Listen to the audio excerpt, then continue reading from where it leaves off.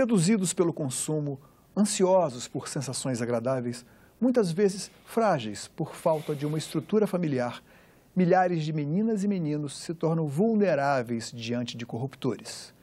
O Estatuto da Criança e do Adolescente completou 20 anos sem ter cumprido grande parte do que prometeu no papel. Como andam as políticas públicas no Brasil? E as leis, elas precisam mudar? Para conversar sobre corrupção de menores e alternativas para combatê-la, Cidadania recebe Antônio Flávio Testa, professor da UNB, especialista em segurança pública. Seja bem-vindo, professor, mais uma vez. Muito obrigado. É um prazer voltar ao seu programa.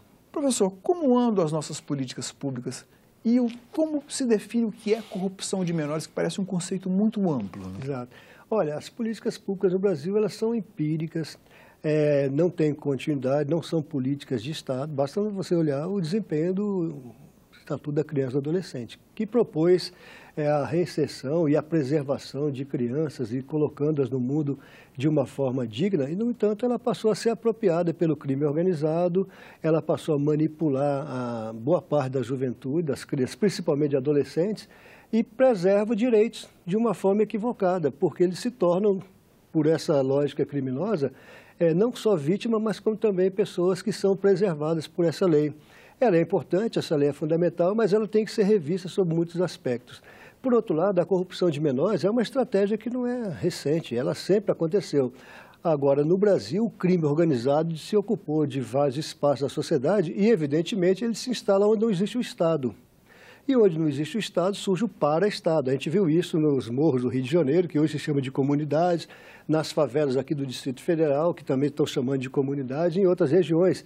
E surgem crimes organizados como se fossem Estados, com organizações criminosas, como as milícias e as grandes quadrilhas. E quem são os mais vulneráveis ficam, evidentemente, reféns deles, porque as famílias estão fragilizadas quando existem as famílias, porque em muitas regiões as famílias não existem, as crianças são geradas e abandonadas ao relento, e quem acaba cuidando delas de uma forma pervertida é exatamente o crime organizado, a autoridade do para-Estado.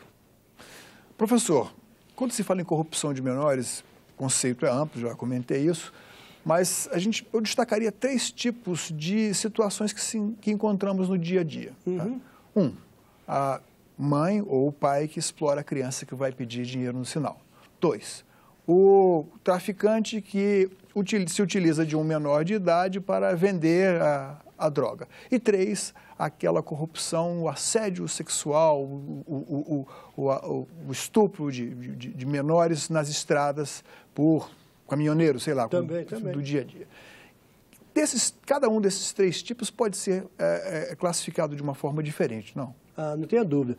Você vê aqui na nossa capital, há pessoas que alugam crianças para aquelas pedintes que ficam nos semáforos. É uma indústria praticamente. Né? São aqueles que vendem flores desde criancinha e cuja mãe está sob a guarda perversa de um agiota, de um drogado que manipula aquelas crianças. São, na verdade, escravas. Eu estudo isso desde 1970, com um projeto chamado As Flores Cativas aqui do DF. De criancinhas que hoje já são mães de família vivendo dessa forma. A outra questão do traficante que utiliza menores. Ele faz isso porque o Estatuto da Criança e do Adolescente preserva os menores. Você sabe que um cara que tem até 17 anos e 364 dias e 23 horas, ele pode cometer o mais absurdo dos crimes, que ele será preservado por essa lei. O senhor endossaria o raciocínio daquele juiz de São Paulo que disse mais ou menos o seguinte, que o menor de hoje, o adolescente de hoje, algumas pessoas pensam no adolescente de hoje como aquele que andava romanticamente, que andava de carrinho de rolemã empinando pipa. Claro. Esse é um dos temas tabus no Brasil, né? A questão do adolescente que é criminoso reincidente, que é importantíssimo saber isso, que chega a ser 1% da totalidade e cria essa comoção nacional em torno de aumentar ou diminuir a maioridade, ou então criminalizados como criminosos comum. Esse é um tema que tem que ser mais bem discutido e que a legislação não contempla. Isso eu acho que, na minha opinião, eu sou um pouco mais radical nesse sentido, eu acho que não deveria nem ter idade penal. Deveriam ser condenados de acordo com a gravidade do crime e ser penalizados como criminosos comuns. Poderiam, sim, cumprir penas em situações ou em estabelecimentos diferenciados. Isso é uma outra questão. Mas nós temos que preservar também aquilo que no Brasil é tabu também, que é o direito da vítima. O senhor se referiu num ponto interessante, e é um ponto interessante, e eu faço a seguinte observação, estudando aqui o tema da nossa entrevista. Alguns advogados recorreram ao Superior Tribunal de Justiça na defesa de corruptores e o argumento era que esse menor ou essa menor já havia sido corrompida anteriormente. Mas a letra da lei, o entendimento mais recente é que não se vai em busca dessa corrupção anterior. Que não interessa que inclusive às vezes até dispensando a prova formal. Né? Mas veja, nunca se discute o direito da vítima. Veja, aquele que é corrompido, que reincidiu na corrupção, ele cometeu crimes contra pessoas que não necessariamente têm alguma coisa a ver com isso. Se tornaram vítimas, podem ser pais de família, filhos de família, cidadãos comuns e, no entanto, não entra na avaliação dos intérpretes da legislação. Esse eu acho que é um dos grandes equívocos do Brasil, é uma miopia absurda analisar só pelo lado daquele que comete a infração ou o crime, que é outra coisa. Se fala de menores em conflito com a lei ou menores infratores. Não são. São menores criminosos, menores que reincidem na ação criminosa. Então, são idiosincrasias de interpretação da legislação que, ao meu ver, precisavam ser interpretadas. E o Brasil precisa, sim, avaliar. Você vai se lembrar, Paulo, da época que teve aquele assassinato no Rio de Janeiro, um massacre daquele menino João Hélio, que foi arrastado durante vários quilômetros de um carro. Na mala do automóvel. Né? De uns meninos que mataram ele também, alguns eram ainda menores e fizeram aquela barbaridade. No Congresso Brasileiro foi criada uma supercomissão de segurança pública para avaliar, e o que me chamou mais atenção... Os pais, inclusive, estiveram aqui. Isso, exatamente.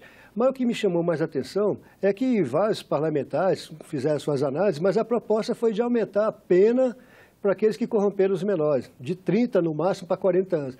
Aí eu pergunto, qual a diferença faz você deixar um cidadão 30 anos na cadeia, 40 anos, se no Brasil, no máximo, você fica 30 anos? Nós teremos esse mês a liberação de um esquartejador famoso de São Paulo que já está 41 anos na cadeia, tinha que ficar 30.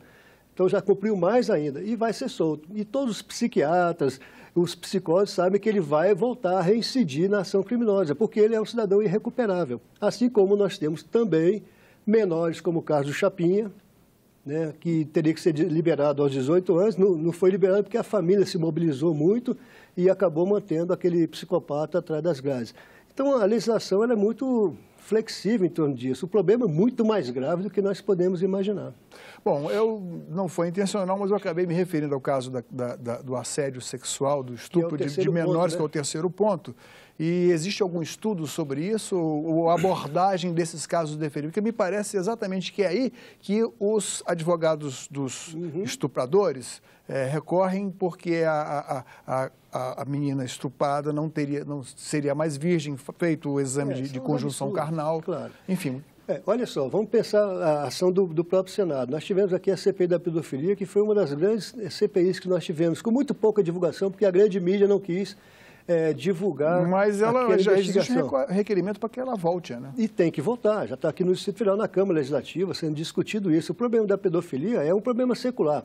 Você pega um trabalho do psicólogo Ézio Flávio Basso, daqui do Distrito Federal, chamado A Lógica dos Devassos, e ele mostra, em vários países do planeta Terra, o abuso contra crianças. A gente vê hoje ainda crianças infantis ainda, que são casadas no Oriente Médio, são violentadas, estrupadas, e a sociedade aceita aquilo como se fosse algo natural. Não é natural.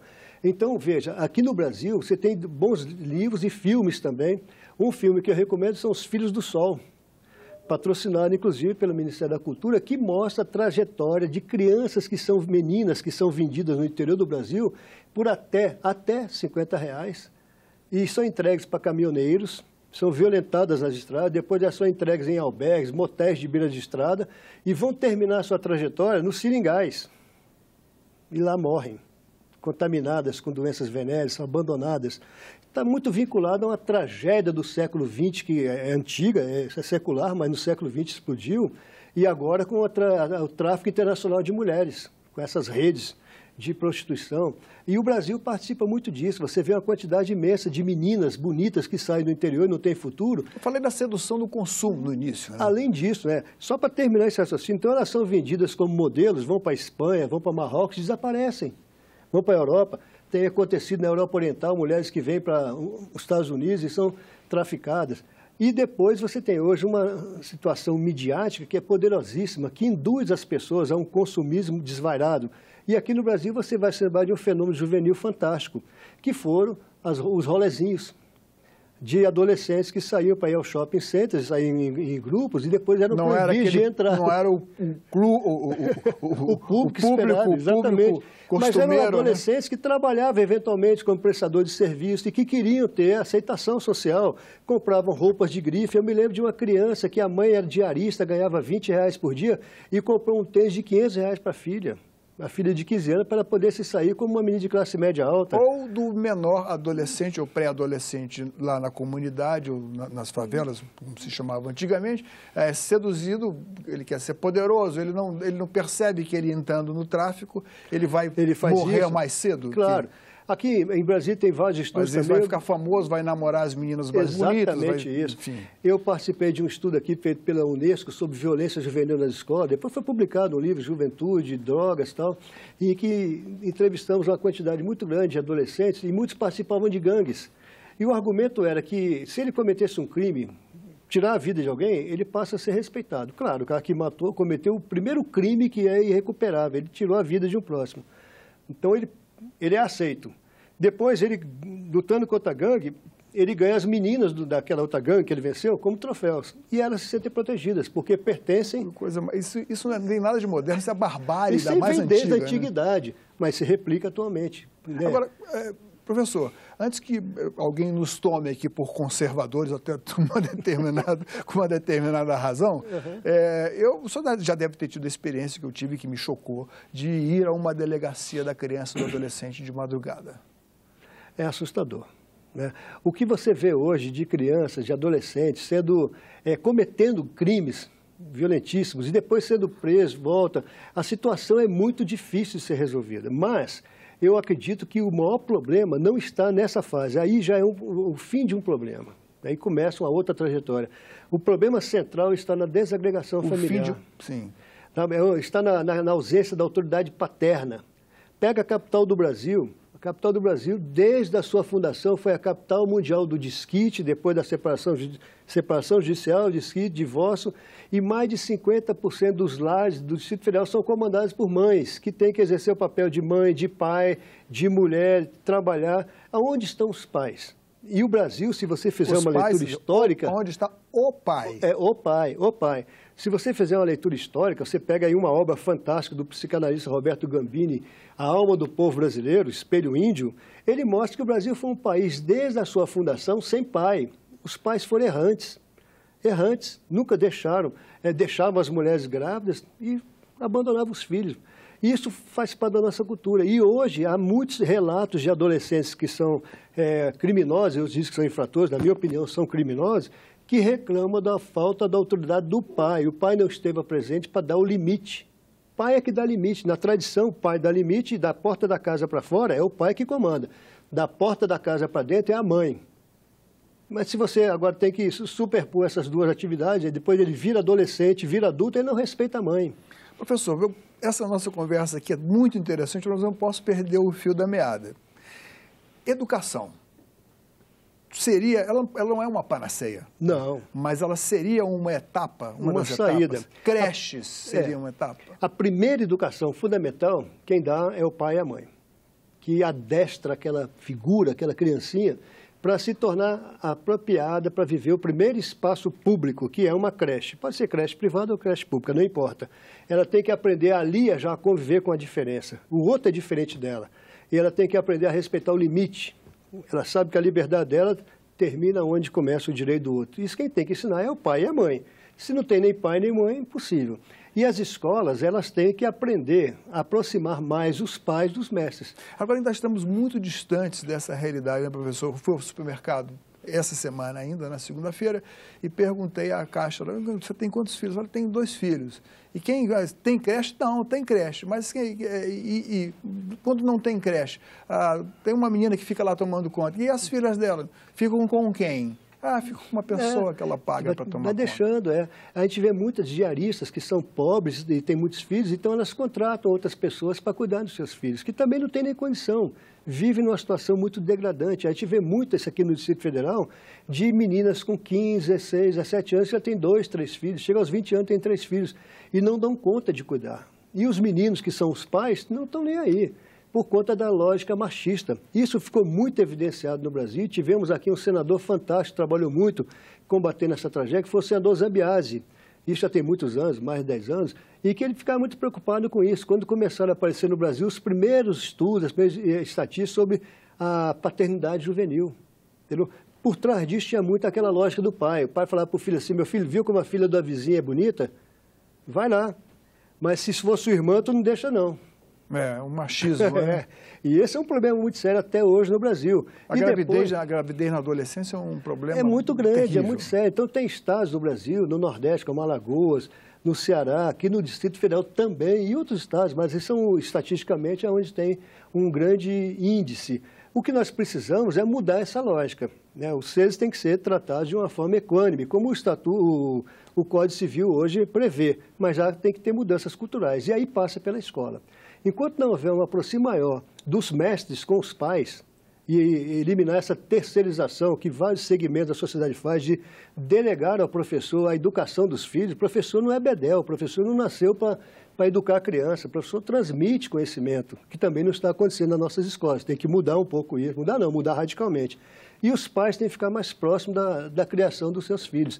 Agora, esse, Paulo, é um problema seríssimo, porque os pais não têm tempo, o custo de vida é muito alto, as dificuldades são enormes, a separação do homem e da mulher, a redivisão de trabalhos. Uma outra coisa muito séria é o excesso de direitos que as crianças têm, em detrimento da autoridade paterna. O Brasil é o único país do mundo que tem lei da palmada, é uma coisa assustadora. Se um pai tortura uma criança, tem o Código Penal. Se uma mãe maltrata uma criança, tem o Código Penal. Não tem que ter estatuto da palmada, regular isso. O Estado não tem que interferir nisso. O Estado tem que criar condições para que as crianças possam ocupar espaço na economia, gerar riqueza e cuidar das suas responsabilidades como pai, como cidadão, e fazer a coisa andar. E, no entanto, o Brasil está travando tudo e não produz resultados. O senhor não viu uma correlação, é possível estabelecer uma correlação entre penas mais severas para o corruptor de menores e o combate à corrupção? Eu acho essa uma questão muito delicada. Por quê? Você aumenta a penalidade em cima do corruptor, mas já tem um menino corrompido, que vai lá na frente ser corruptor também. É como aquela coisa do ovo e da galinha. Se você quiser, de fato, diminuir a corrupção de menores e evitar que eles reincidam no crime, eles têm que ser penalizados como criminosos comuns. Agora, é claro que você não pode colocar esses menores no mesmo presídio que você coloca os maiores. Você tem que ter instituições que os obriguem a estudar, a trabalhar, a aprender uma profissão digna, que também não adianta você fazer, vai ter atividade profissionalizante e não tem mercado para aquela atividade. Para que serve? Mas a gente precisa de uma solução emergencial. Pois é. Mas aí você vê, cria um mecanismo, eu vi no projeto aqui do senador, um projeto muito bem feito, por sinal. É o projeto do senador Aécio Neves, relatado pelo senador José Pimentel. A interpretação é muito interessante e tem coisas muito positivas. Aumenta as penas dos corruptores de menores e na versão do original, né, no texto original do senador Aécio Neves, transforma a corrupção de menores em crime hediondo. O relator discorda, acha que não se pode, abrir muito escopo. Aqui no Brasil, acho que daqui a pouco tudo vai ser crime hediondo, porque corrupção também estão propondo que seja crime hediondo, né? Torcer por determinado time de futebol daqui a pouco vai ser crime hediondo. O que é crime hediondo? Qualquer crime... Fica banalizado, na sua opinião. Qualquer crime contra a vida tinha que ser tratado como crime hediondo, independentemente de ser corrupção de menores ou não. Por quê? Tem outras legislações. Então, você aumenta a pena de um criminoso, você sabe que ele vai ficar na prisão. Quantos anos? Porque tem um Código Penal que não consegue reformar, até há quanto tempo tentando reformar e não conseguem, e tem um mercado jurídico que funciona muito bem, os caras ganham dinheiro. Então, veja, só para encerrar esse raciocínio, eu acho que a ideia de você fazer novos presídios, essa corretora, como lá propõe também, mudar a legislação do regime diferenciado de contratação para facilitar essa construção, não vai resolver, mas é uma saída, desde que você crie força de trabalho qualificada, que você faça um programa de ressocialização que no Brasil não se faz. Você não tem as penas alternativas aplicadas que estão previstas no Estatuto da Criança e do Adolescente e em outras legislações. Você não aplica aquilo que a lei garante que deveria ser aplicado. Então, Na minha opinião, essas medidas, por mais interessantes que sejam, não são eficazes. Seria eficaz se nós tivéssemos uma política de família definida, uma política de infância definida e política de juventude, que é onde o Brasil mais falha, na minha opinião. Ok, então vamos lá. O professor Antônio Flávio Testa está sendo desafiado a fazer um plano plurianual de solução dessa questão da corrupção do menor infrator. Veja, em determinadas regiões do Brasil, as escolas, no meu modo de entender, deveriam ser entregues à escola militar. Meu Deus! Sério? Você vê o desempenho dos alunos... Estamos erguendo um tremendo telhado de vidro aqui.